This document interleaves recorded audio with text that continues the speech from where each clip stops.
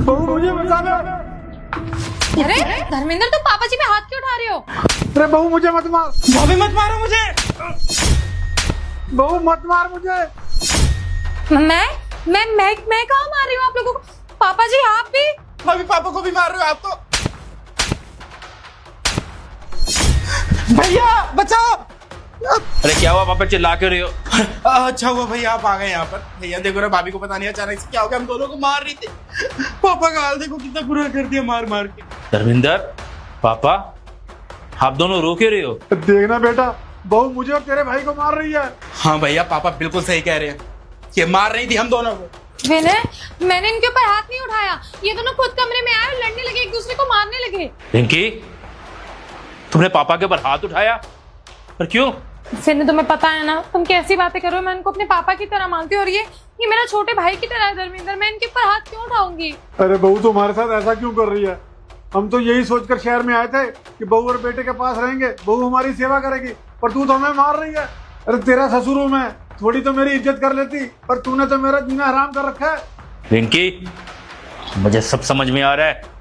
अरे पापा की हालत देखो ना, क्या हाल हो गए पापा के। अरे मैं जानता हूं उनको अच्छा नहीं लगता मेरे पापा और मेरा छोटा भाई जी गांव से शहर में आ गए मेरे साथ रहने के लिए, इसलिए सब कर रही हो ना तुम, इनको परेशान कर सको ताकि मैं इन्हें घर से निकाल सकूं।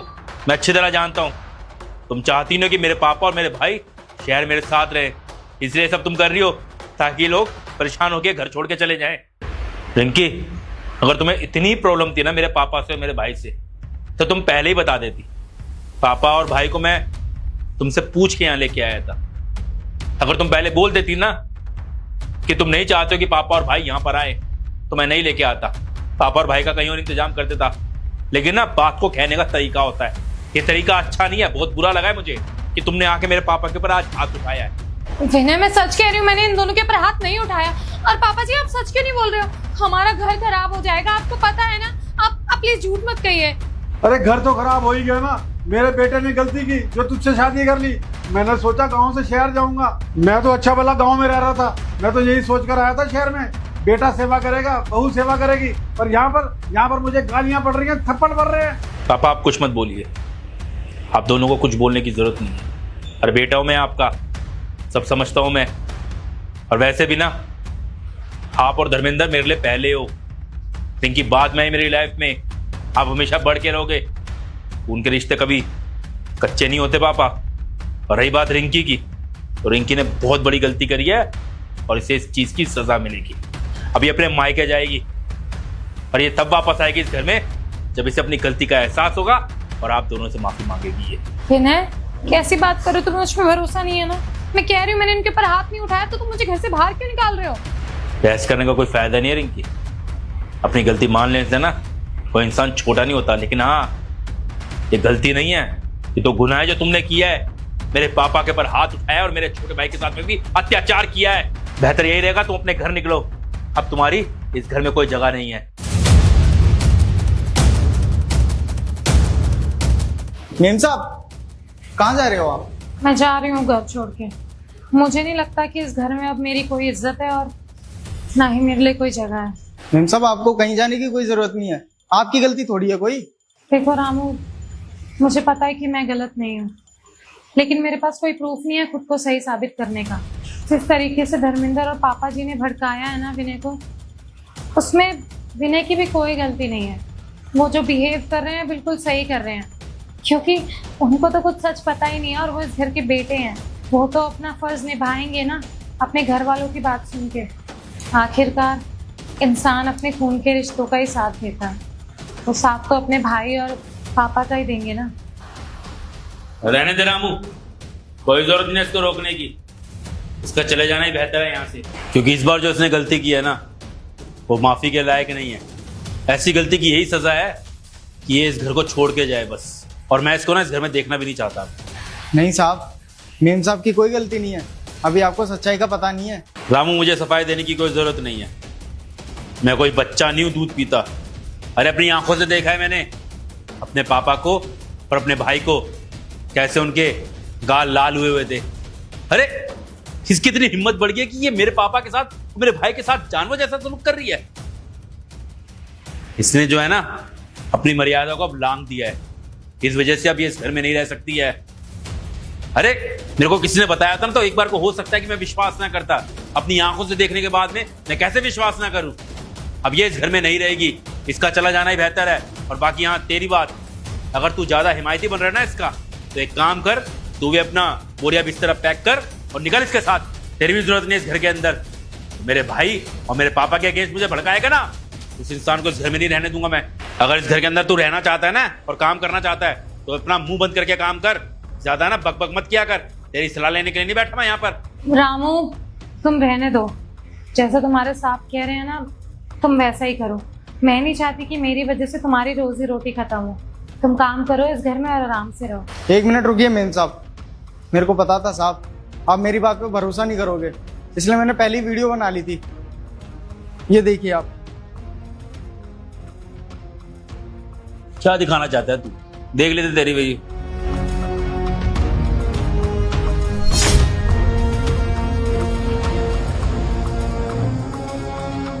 पापा, धर्मेंद्र, बाहर आओ। तुम दोनों से बात करनी है मुझे। तुम दोनों रिंकी को इस घर से बाहर निकलवाना चाहते हो ना?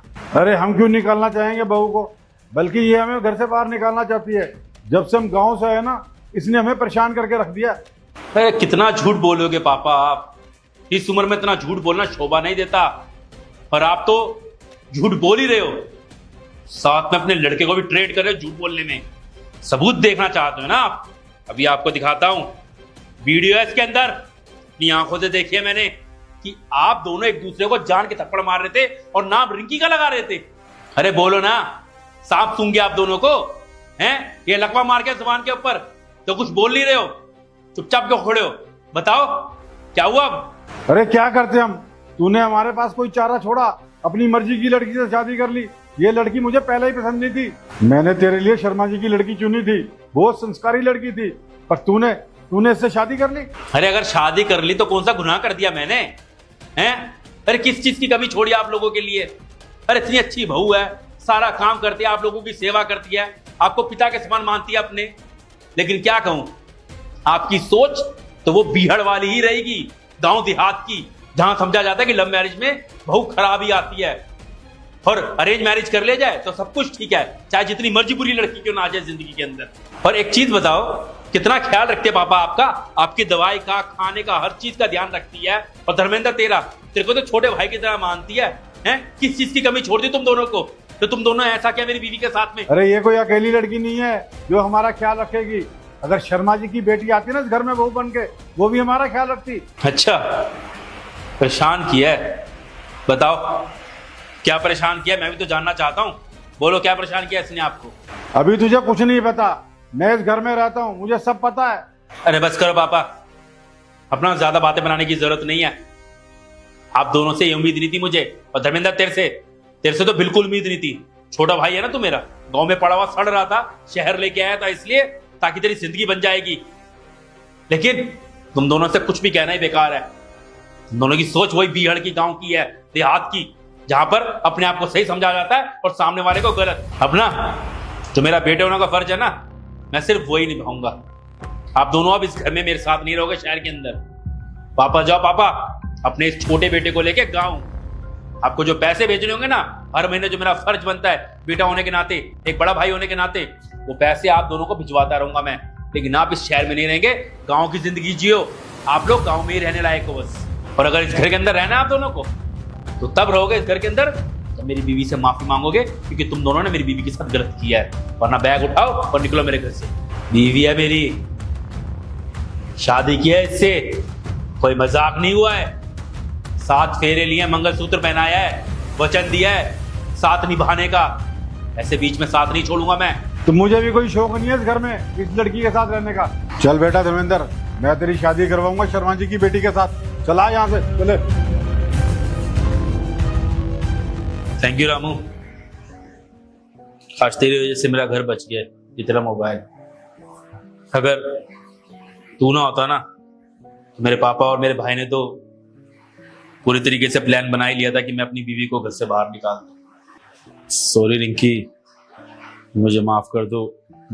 मैंने आंखें बंद करके अपने पापा और भाई की बात पर विश्वास कर लिया था।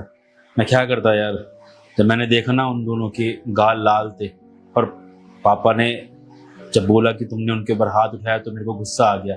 और मेरी जगह कोई भी बेटा होगा ना तो वो ऐसे ही सोचेगा, क्योंकि कोई नहीं चाहता कि उसकी बीवी उसके माँ बाप के ऊपर हाथ उठाए। तो प्लीज़, मैं अपने इन हाथों से अपनी गृहस्थी का गला घोंटने जा रहा था, अपने घर बर्बाद करने जा रहा था। शुक्र है वो तो रामू ने टाइम रहते बचा लिया, वरना मैंने तो अपना घर बर्बाद ही कर दिया था। कोई बात नहीं विनय, तुम मुझसे माफी मत मांगो। मुझे पता है कि तुम्हें लगा होगा कि मैंने शायद सच में ये सब किया है, क्योंकि अगर तुम्हारी जगह कोई और होता ना तो शायद उसे भी यही लगता। आखिरकार वो तुम्हारे पापा है, तुम्हारा सगा भाई है, तो इसमें तुम्हारी भी गलती नहीं है। और हाँ, मुझे इस बात का बहुत ज्यादा दुख है कि तुमने मुझ पे भरोसा नहीं किया विनय। तुम्हें पता है कि मैंने हमेशा तुम्हारे घर वालों को अपना माना है, हमेशा अपना बहू होने का कर्तव्य निभाया, उसके बाद भी तुम्हें मुझ पे शक हो गया। इस बात का हमेशा दुख रहेगा मुझे। और प्लीज आज के बाद दोबारा कभी ना मेरे पे ऐसे शक मत करना, मुझ पे भरोसा करना। मैं बुरी इंसान नहीं हूँ। सॉरी यार, मैंने कहा ना, अगली बार कभी ऐसा नहीं होगा। हाय गाइस, उम्मीद करता हूँ वीडियो अच्छी लगी होगी। बाकी इस वीडियो को बनाने में हमने बहुत मेहनत की है, आप लोगों की सपोर्ट की जरूरत है। आप अपना फीडबैक जरूर देना, क्योंकि आपके फीडबैक से ना हम अपने कंटेंट को और बेहतर बनाते हैं और अच्छी स्टोरीज लेके आते हैं, हमको मोटिवेशन मिलता है। और वीडियो को शेयर भी जरूर करना। अब ये वीडियो हम बना रहे हैं हरियाणा में बैठ के, आप कौन से शहर में बैठ के देख रहे हैं ये भी बताना, क्योंकि हमारा हौसला बढ़ता है जब अलग अलग शहरों का नाम आप लिखते हैं, अपने गाँव का नाम लिखते हैं, तो बहुत सारे ऐसे जगहों का नाम हमारे को सुनने को मिलता है जिसका नाम हमने पहले कभी जाना ही नहीं था। तो हमें बहुत मोटिवेशन मिलता है। मिलते हैं अगली वीडियो में। Bye bye, take care, love you.